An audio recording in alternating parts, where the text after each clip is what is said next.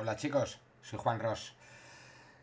Voy a tratar de hacer un resumen de la clase de síndromes sensitivos que corresponde al cuarto módulo de la asignatura de semiología de tercero de medicina. En este primer vídeo voy a tratar de los trastornos de la sensibilidad en general y dejo para una segunda parte la fisiopatología de los órganos de los sentidos.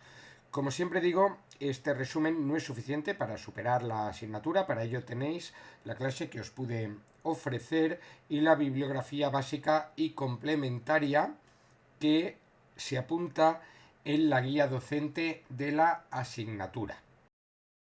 Para empezar, quería ofreceros la definición de la Real Academia Española respecto a sensibilidad, y esta dice: es la facultad de sentir propia de los seres animados.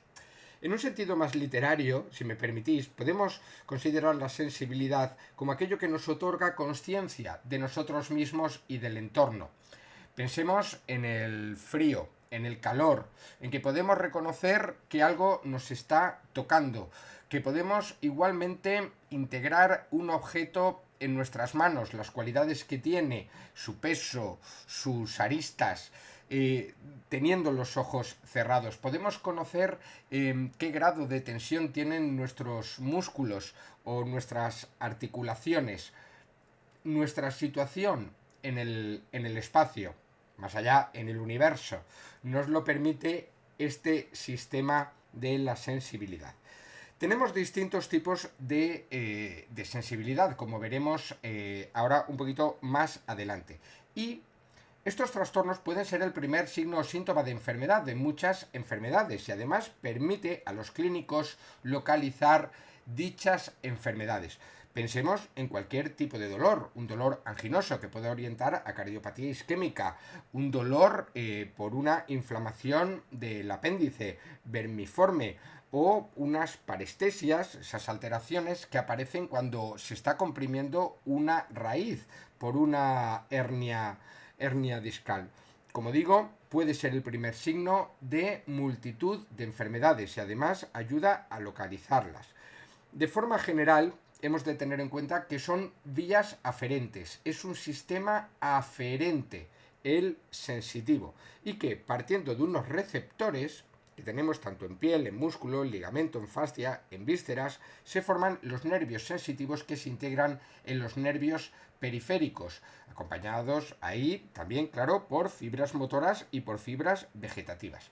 Estas llegan a la raíz posterior y se introducen por ahí en la médula espinal y de ahí emanan, por ejemplo, los reflejos, el reflejo osteotendinoso, el reflejo de retirada ante un dolor, el típico esquema que aparece en los libros de fisiología de el momento que pisamos un clavo. Pero estas vías por lo general tienden a ascender evidentemente hacia el cerebro y pasan por todas las estructuras medulares y ascendentes y al tronco encefálico.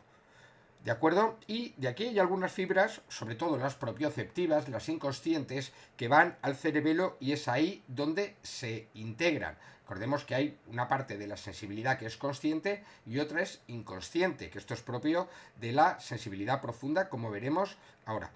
El tálamo del tronco llegarán al tálamo todas las sensaciones, estas sensibilidades, y de ahí, aquí es un sitio de reunión de las mismas, y de aquí llegarán a la corteza sensitiva, que es donde se integran realmente.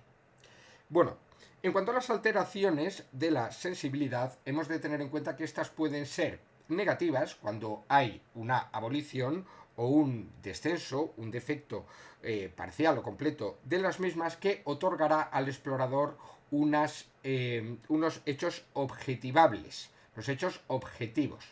¿De acuerdo? Las negativas son objetivas en el momento de la exploración. Pero hay otras que son positivas, por así decirlo, por hiperfunción o por malfunción, y que son del orden subjetivo y lo que genéricamente llamamos parestesias. Bueno, chicos, las manifestaciones de las alteraciones de la sensibilidad nos ofrecen una serie de terminología compleja. Hay matices muchas veces según los autores, pero que debéis más o menos conocer. Esta terminología es importante en nomenclatura médica.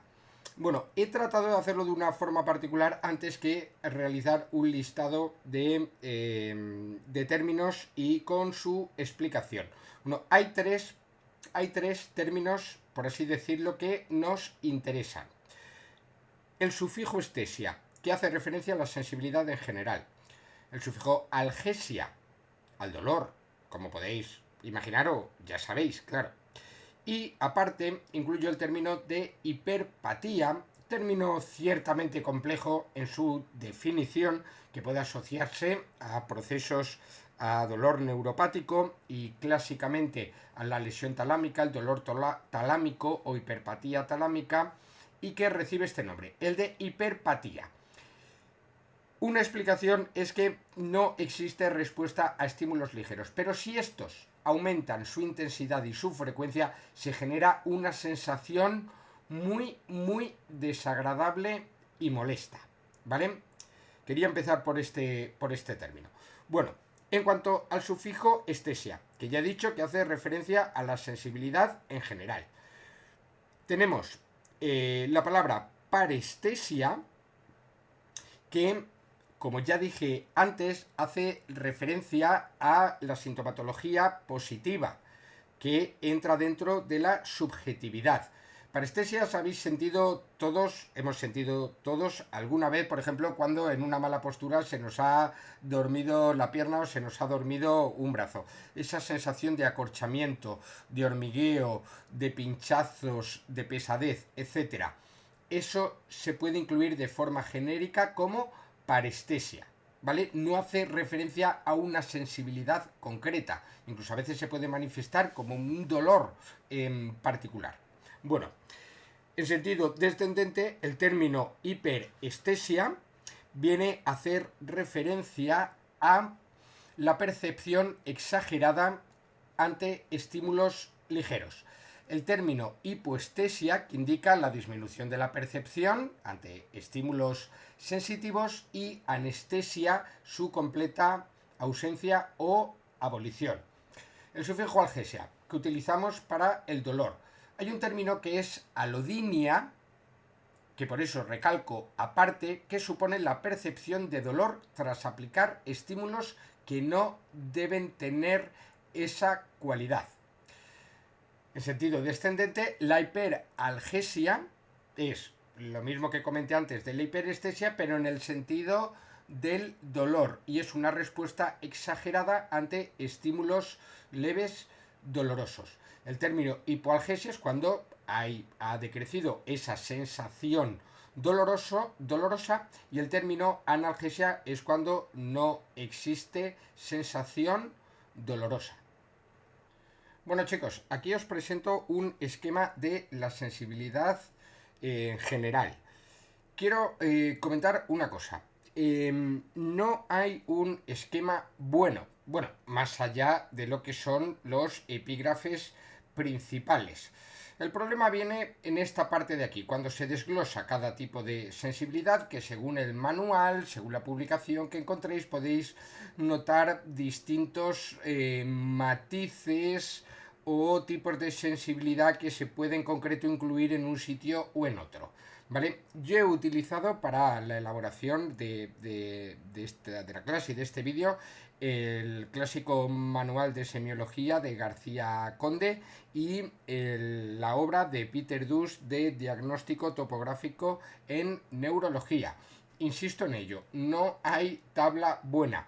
Alguna hemos de explicar. Tampoco esto es un tema, entendedme, decisivo. Sí que hay que tener en cuenta ciertas cosas importantes que ahora voy a comentar. Bueno, la sensibilidad se presenta en dos variantes: la somática o somatosensorial y la visceral. ¿De acuerdo? En cuanto a la somática, podemos hablar de una sensibilidad superficial o exteroceptiva, que es la que, por así decirlo, nos pone en contacto con el exterior, y la profunda o propioceptiva, que nos informa de nuestro interior. Esta puede ser consciente o inconsciente. Y la cortical, que es la integración de todas estas sensaciones a nivel de la corteza, que recibe el nombre de combinada. Vamos a comentar cada una de ellas. La sensibilidad superficial o esteroceptiva. Esta comprende la temperatura, el dolor, el tacto, que según las publicaciones que encontréis, hay una variante que es el tacto fino o epicrítico y el grosero o protopático. El fino es discriminativo y el grosero no. Entiendo que es un término algo complejo de entender, ¿de acuerdo? Pero viene así en distintas publicaciones. Y además el sentido de la presión. En cuanto a la sensibilidad profunda, la propioceptiva, que es, como digo, aquella que nos informa de nuestro interior. Tiene la variante artrocinética, que corresponde a las articulaciones, el sentido de la posición, la vibración o palestesia, la presión, otro tipo de presión, ¿de acuerdo? Quizá más profunda, que se denomina también piesestesia, y una variante del dolor que es el dolor profundo. De todas formas, las vías del dolor, bueno, y muchas en general, hay vías que son bien conocidas, pero otras no tanto. Por eso encontraréis cierta diversidad en cuanto a las publicaciones o los autores. La cortical o combinada. Estas ya son, por así decirlo, integrativas, ya son complejas. Y en estas podemos enumerar una serie de términos, como es la estereognosia, que nos informa de la forma de los objetos, la barognosia o el peso de estos, la topognosia, que nos permite localizar estímulos adecuadamente, la grafoestesia, que corresponde a la escritura sobre la piel, y la discriminación espacial, cuando se estimulan dos puntos distantes de forma simultánea. Esta sensibilidad cortical depende, y esto es importante, del tipo de fibra, de la frecuencia, de la intensidad y la extensión del estímulo. Y aquí hay una particularidad que quiero comentar. Un estímulo de alta frecuencia, de alta intensidad y extenso, pongamos un estímulo vibratorio, puede cambiar su cualidad y generar dolor, aunque no hayan sido estimuladas en un primer momento estimulados este tipo de receptores. ¿De acuerdo? Esto es importante, ¿vale? En cuanto a la sensibilidad visceral, o también llamada interoceptiva, esta sigue las mismas vías que las somatosensoriales o somáticas. Estas fibras, las fibras viscerales de esta sensibilidad, son amielínicas, como veremos que lo son también la de la temperatura y el dolor. Bueno, pues esta sensibilidad recoge estas sensaciones, como digo, de las vísceras, y puede darnos información sobre el dolor, la presión, la distensión o el espasmo de las mismas. Hay que tener en cuenta que algunas vísceras no son sensibles al estímulo directo. Por ejemplo, la estimulación directa de las vísceras huecas no genera dolor, pero el espasmo, la inflamación, la presión o la distensión puede originar dolor, quizá por estructuras adyacentes que se ven estimuladas. Y recordar que siguen el mismo recorrido que las vías somáticas.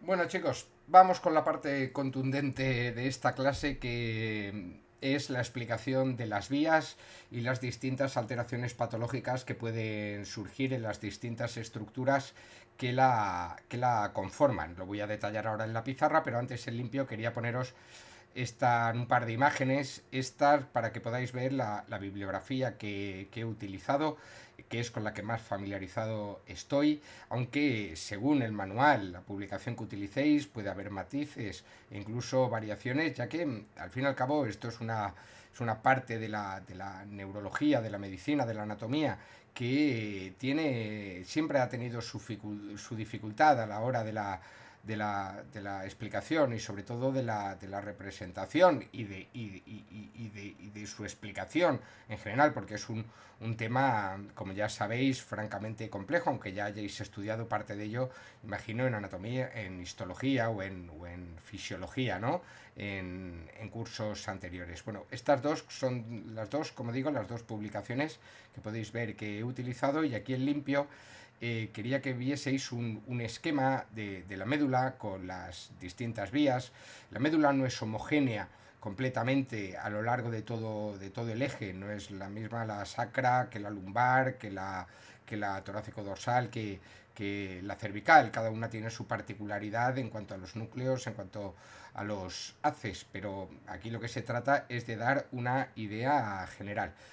He utilizado, como digo, la publicación de Peter Dus, el diagnóstico topográfico en neurología, y que utiliza cuatro vías principales.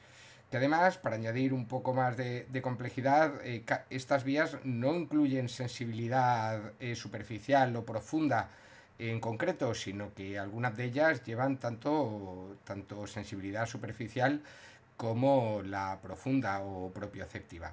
Y estas son la vía del dolor y de la temperatura, la vía del tacto grosero y la presión, la de parte de la propiocepción, vibración, el tacto fino, la presión y la discriminación, y la vía propioceptiva inconsciente. En esta diapositiva quiero que veáis la proyección que hay desde la médula a las distintas estructuras en sentido ascendente. El bulbo, aquí viene representado el bulbo, el mesencéfalo y ya el tálamo y la corteza, también el cerebelo, que es donde termina en las vías propioceptivas. La inconsciente va directamente al cerebelo, a la parte más antigua, al paleocerebelo, al igual que parte de la sensibilidad en propioceptiva. Bueno, vamos a la pizarra, a ver qué tal sale. Chicos, entonces vamos con el nudo y desenlace de esta clase. Voy a tratar de explicar este monstruo que he creado en la pizarra.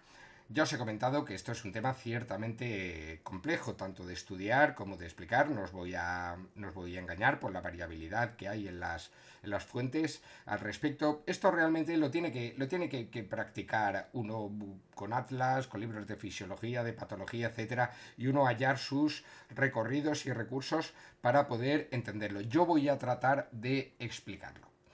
Vamos a ello.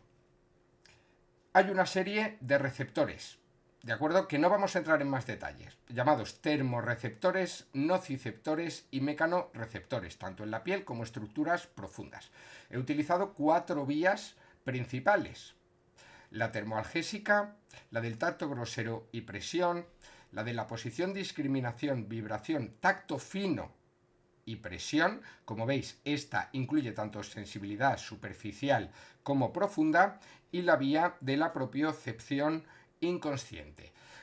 Los nombres de los receptores más o menos conocidos los he situado aquí, pero tampoco me interesa mucho. Así que recordad aquí el órgano de Golgi a nivel muscular, muy conocido e importante. Bueno, vamos con la vía termoalgésica. Esta se introduce en el nervio periférico, tiene la cabeza neuronal en el ganglio espinal, como todas las demás, ¿de acuerdo? Por raíz posterior entra en médula y en asta posterior realiza un relevo. Y lo que hace es cruzar muy cerca del acueducto de Silvio, ¿vale? Hasta el haz y cruza contralateral para formar el haz espinotalámico lateral, que asciende directamente y prácticamente autónomo, por así decirlo, hasta el tálamo y de ahí a la corteza. Este cruce tendrá su interés, como comentaré ahora posteriormente. El tacto grosero y la presión sigue el mismo recorrido, pero con una particularidad. El tacto grosero realiza relevo y cruza también al igual que la vía termoalgésica, y asciende por el haz espinotalámico anterior. Luego se integrará en el lemnisco medial, de ahí al tálamo y a la corteza. Pero hay una parte que no realiza relevo y que se integra en los cordones posteriores, de la que ahora un poco más adelante hablaremos de la patología. Sube hasta el bulbo y donde está el núcleus cuneatus y gracilis, o el de Gol y Burda, como se ha conocido también de siempre, ahí realiza un relevo y cruza para integrarse en el lemnisco medial. Aquí se juntan las vías de la presión y del tacto grosero, en esta vía que estamos comentando, y de ahí al tálamo y la corteza. La vía principalmente propioceptiva, aunque contiene también tacto fino y presión. Esta lo que hace es no sigue el mismo recorrido y no realiza relevo y se integra en los cordones posteriores. Sigue el mismo curso, hay una parte que van al núcleo accesorio, que está asociado al cuneatus y el gracilis, y de ahí tira al cerebelo. Podemos entender que es básicamente la propiocepción. La otra parte realiza relevo, cruza el lemnisco e igualmente sigue el mismo recorrido. Y la vía propioceptiva inconsciente, esta sí que tiene un curso más complejo, por así decirlo, al entrar en la médula espinal. Esta realiza distintos relevos y una parte asciende por el espino cerebeloso posterior, otra por el espino cerebeloso anterior, otra cruza al espino cerebeloso anterior, de ahí podemos entender que es bilateral el curso de estas vías, aunque luego sufrirán un cruce donde terminan todas, que es en el cerebelo, suben independientes hasta el cerebelo, vuelven a cruzar otra vez, tiene su cierta complejidad, ¿de acuerdo? Aunque el curso inicial es bilateral. Pero hay una parte que hace relevo en el asta anterior y es la que ejecuta vía motora los reflejos osteotendinosos. Esta vía motora se integra, sale por la raíz anterior y se integra al nervio periférico. ¿De acuerdo? Aquí quiero recordar que no lo he comentado antes, que también la vía termoalgésica tiene que tener algún tipo de conexión con el asta anterior y que motive el reflejo inconsciente de retirada. Como digo, estos reflejos osteotendinosos y el de retirada tienen un juego únicamente en esta región. No ascienden a centros que podemos denominar superiores. Vamos a aprovechar para explicar ya la patología. Empecemos por el nervio periférico. El nervio periférico recoge todas las vías sensitivas, pero no debemos olvidar que las motoras eferentes también. Recordamos, las sensitivas son aferentes y las motoras eferentes, pero también todos los nervios vegetativos. Cuando se lesiona un nervio periférico aislado, hablamos de mononeuropatía. Cuando son distintos nervios periféricos, que pueden ser, no tiene por qué ser simétrico en los miembros, hablamos de mononeuritis múltiple. Y como los axones, los más largos sobre todo, son más sensibles a cualquier agente patológico, cuando se afectan los axones, los más distales de distintos nervios periféricos, hablamos de polineuropatías. ¿Qué puede generar una mononeuropatía? Principalmente podremos decir que serán pues procesos traumáticos. ¿Qué va a generar una mononeuropatía? Pues la pérdida en todo el territorio inervado por ese nervio, pues habrá un déficit sensitivo, motor y también vegetativo. Algunas enfermedades metabólicas de forma caprichosa pueden provocar mononeuropatía, pero principalmente podemos considerar que sean las situaciones traumáticas las que alteren un nervio en concreto. La mononeuritis múltiple, como he dicho, de distintos nervios, que no tiene por qué ser de forma, nervios periféricos, no tiene por qué ser de forma simétrica, se relacionan con enfermedades inflamatorias, autoinmunes principalmente, aunque también en situaciones metabólicas puede ocurrir, o tóxicas. Podemos hablar de tóxicos en mononeuropatía, pues algún caprichoso habrá, pero por lo general la mononeuritis múltiple ocurre en procesos inmunológicos o idiopáticos, como puede ocurrir en todas ellas. Y las polineuropatías es un tema bastante complejo. Principalmente pueden ser de origen desconocido, pero también puede haber agentes tóxicos, pensemos por ejemplo en el alcohol, enfermedades metabólicas, pensemos en diabetes mellitus, en cuadros paraneoplásicos, etc. Muchas de ellas serán idiopáticas. Otra parte de patología que nos interesa es la raíz posterior. Y aquí voy a hacer un alto en el camino. Paro aquí un instante porque quiero recordar, hecho que ya sabéis, que la médula espinal es más corta que la columna vertebral y que en sentido caudal el segmento medular no corresponde con la vértebra ni con la raíz. Puede estar hasta 2 o 3 segmentos más abajo, según la altura. Y también para que recordéis que no hay una correspondencia entre la raíz, el nervio periférico y el dermatoma.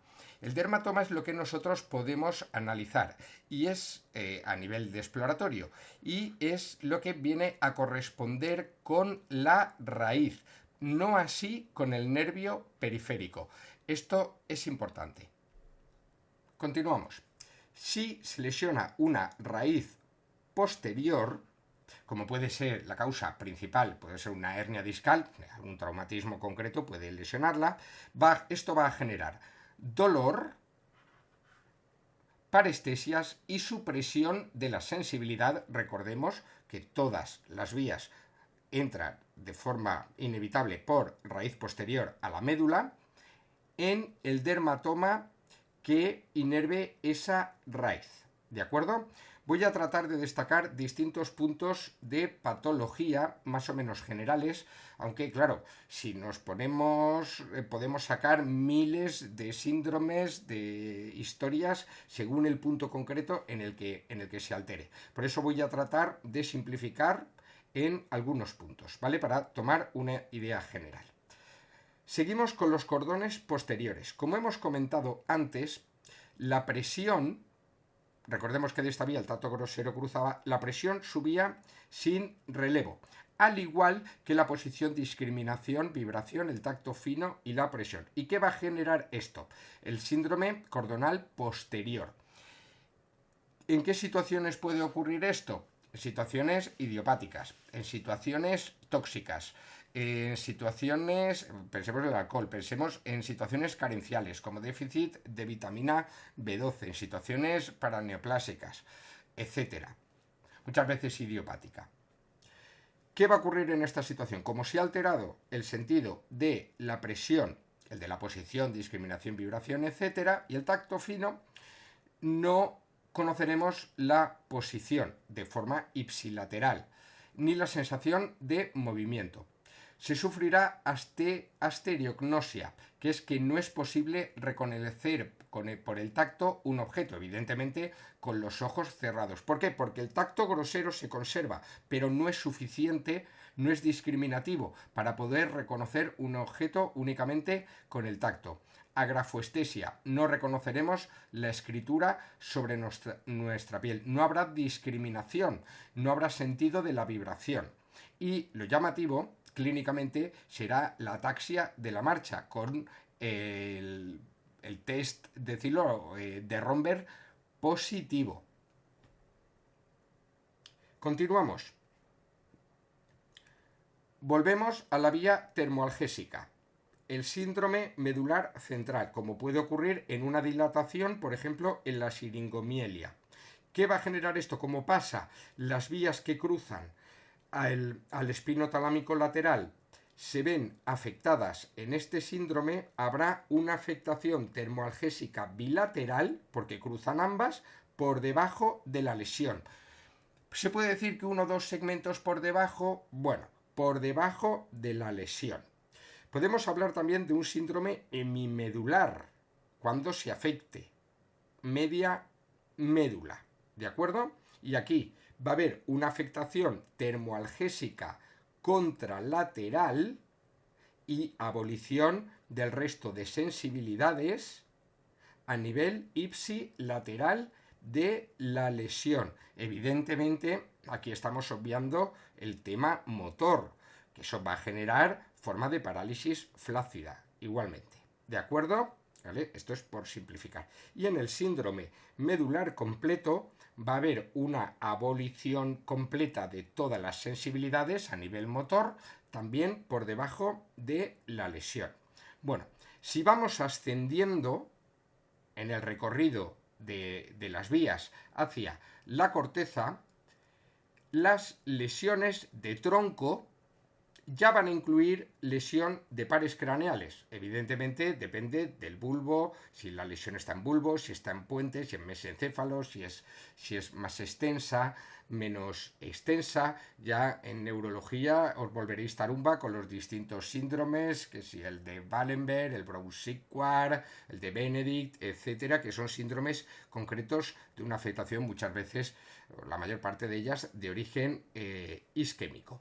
Bueno, si se lesiona el bulbo, o en general el tronco del encéfalo, vamos a perder todo contralateral. ¿Por qué? Porque la vía termoalgésica había cruzado, la vía del tracto grosero también había cruzado, pero en bulbo el resto de sensibilidades habían hecho relevo en el núcleo de Gol y Burdak, incorporándose al lemnisco medial.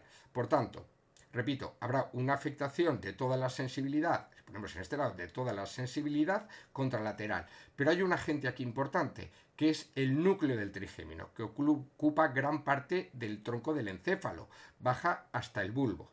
Si se produce una lesión, pongamos, en este lugar de aquí, donde está el núcleo principal sensitivo está a la altura del puente, ¿vale? Si se produce una lesión en este lugar, habrá una afectación de toda la sensibilidad contralateral, pero de la hemicara ipsilateral. ¿Por qué? Porque también las vías del trigémino también cruzan, pero si se afecta el núcleo de forma caprichosa, los núcleos donde están esa sensibilidad, se va a afectar de forma ipsilateral y el resto estará afectado de forma contralateral. Por eso indico aquí que las lesiones en el tronco, de forma general, esto es muy simplista, van a afectar a toda la sensibilidad contralateral y a la cara, la termoalgesia, ipsilateral, pero depende del lugar de la lesión. Y aquí entran en juego, que complican mucho la situación, los distintos pares craneales que tienen sus núcleos, sea en bulbo, en puente o en mesencéfalo. Ascendiendo por el tálamo, toda sensibilidad pasa por el tálamo. Si se afecta el tálamo de un lado, toda la sensibilidad contralateral se afectará. Además, sufriremos de disestesia y de la hiperpatía, el dolor talámico que comenté anteriormente en la clase. Y puede existir dolor espontáneo ipsilateral. Más arriba, en la corteza. En la corteza hay una representación somatotópica. La corteza sensitiva está en el giro central, en el lóbulo parietal y ocupa las áreas de Brodmann 1, 2, 3A y 3B. Si se afecta, claro, la corteza es más amplia, depende de qué lugar se afecta. Pero en general puede haber una desatención, o sea, una negligencia contralateral de todo el cuerpo, no existe, para entendernos. Las sensaciones superiores que comenté al principio se pierden, aunque las simples sí pueden permanecer. La vibración en concreto, la presión en concreto, etcétera, el tacto fino, etcétera. Y como toda lesión cortical, puede iniciar una crisis focal sensitiva que puede generalizarse. Bueno, he tratado de hacer este resumen. Como veis, sé que es complejo. Yo lo hago por intentar ayudaros. Ahora ya para finalizar os voy a poner una diapositiva de la parte cortical, esa representación somatotópica, para que la podáis ver un instante. Y para terminar, pues voy a colocar un homenaje a todos los futbolistas que formaron parte de la Liga de Fútbol del Hospital, que de tanto en tanto pues pongo un vídeo de ellos pues para el recuerdo, por lo importante que fue para todos nosotros en su momento. Muchas gracias, chicos, que tengáis mucha fortuna y que os vaya todo muy bien.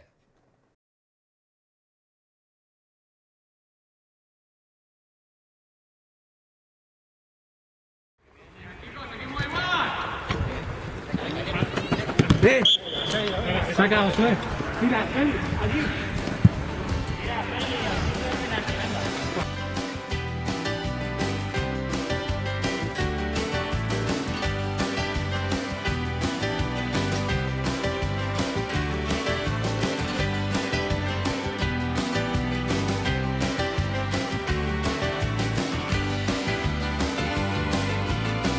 No hay nada que ahora ya puedas hacer, porque a tu lado yo no volveré, no volveré. Déjame, ya no tiene sentido, es mejor que sigas tu camino, que yo el mío seguiré. Por esa hora déjame, tuviste una oportunidad, y la dejaste escapar.